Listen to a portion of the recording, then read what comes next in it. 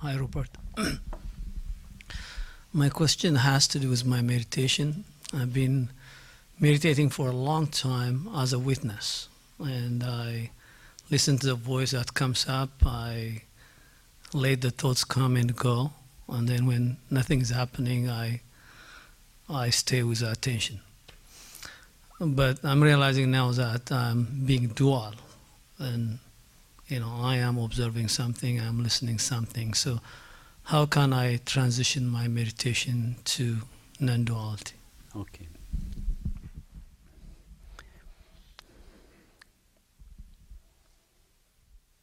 The short answer is the yoga meditations.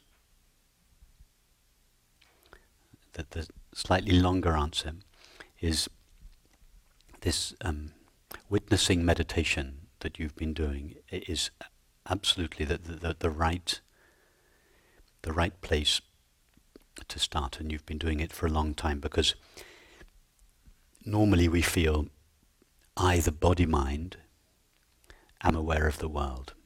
So that this first stage of the contemplation is to realize, no, it's not I, the body-mind, that is aware of the world. It is I, the witnessing presence of awareness, that is aware of the body-mind world. And this establishes I am the witnessing presence of consciousness. Now, that by itself, that recognition by itself, doesn't bring about liberation. It gives us access to the peace of our true nature, but it doesn't bring about full liberation, because the witnessing presence of consciousness has not yet been liberated from limitations. There can still be, we can still know, yes, I am the witnessing presence of awareness, but that awareness can still be temporary and finite. So there is and this is why it's valuable to pause and to spend some time in this intermediary step to really establish in our experience that the witnessing presence of awareness is not located anywhere.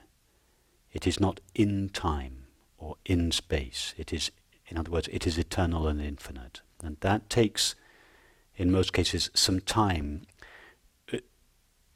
In the first step, the true and only self of pure awareness has been liberated from the first layer of limitations, from thoughts, feelings, and sensations. But there's it's as if there are layers of limitation around awareness, and it's necessary to go all the way back to pure awareness that has no finite qualities, that doesn't share the limits or the destiny of the body. And that recognition, the recognition, I, the witnessing presence of awareness, am ever present, and therefore without birth or death, and infinite, and therefore I have no sense of lack. So this discovery, I am eternal and infinite, puts to rest the two essential elements of the separate self, the fear of death and the sense of lack. So, but as you rightly say, even when we discover the ever-present infinite nature of awareness, there is still this duality. We could call it enlightened duality, because there is I, infinite awareness, and all this other realm of experience, the body-mind world. So we then have to collapse the apparent distinction between these two realms. And that's exactly what the yoga meditations are designed to do. The first path from I am the body-mind to I am infinite awareness was made most explicit in the Vedanta teachings. But this second path, the collapse of the distinction between awareness and its objects, was implicit in many Vedanta teachings, but not explicit. It was only made explicit in the Tantric traditions, particularly the Kashmiri Shaivite tradition, or at least that's the tradition that I'm most familiar with. And these yoga meditations come from that tradition. So, for instance, the meditation we did this morning,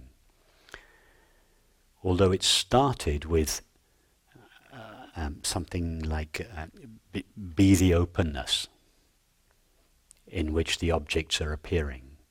As the morning went on, the objectness of the object and the subjectness of the subject began to merge into one another, until in the end we couldn't tell the difference between sensing and the knowing of it, between hearing and the knowing of it. So these yoga meditations are designed precisely to affect this dissolution, this apparent dissolution between the subject and the object.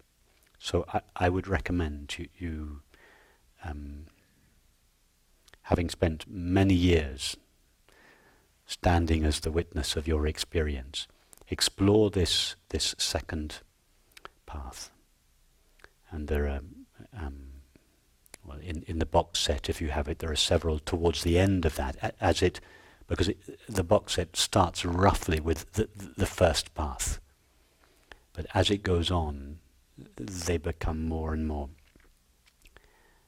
the yoga meditations. And also on my website, in the section called Yoga Meditations, there are many, many examples, contemplations similar to the one we did this morning. So that would be the way to go. And it's not an intellectual exercise, that there's really nothing for the mind to do.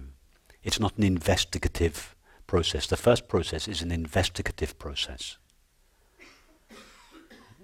It starts off as self-inquiry, and it then develops more into self-abidance or self-resting. But the second path, the path of inclusion, rather than the path of exclusion, there's nothing for the mind to do there. It's all about, because it's about it's about our sensations, it's about our perceptions. It's not about thinking anymore. So that's why in these yoga meditations we're very free. We might do strange exercises or contemplations, imagining the breath is taking place, because we're no longer being rational. Now I'm being rational. But in the yoga meditations, it's to do with it's to do with feelings and sensations and perceptions. So that's the way to go. Experiment with that. Thank you. And as just one thing, as we were talking at lunch, you described very beautifully when you're running, how you've already got the taste of it. You described how when you're running, you can actually contemplate your experience.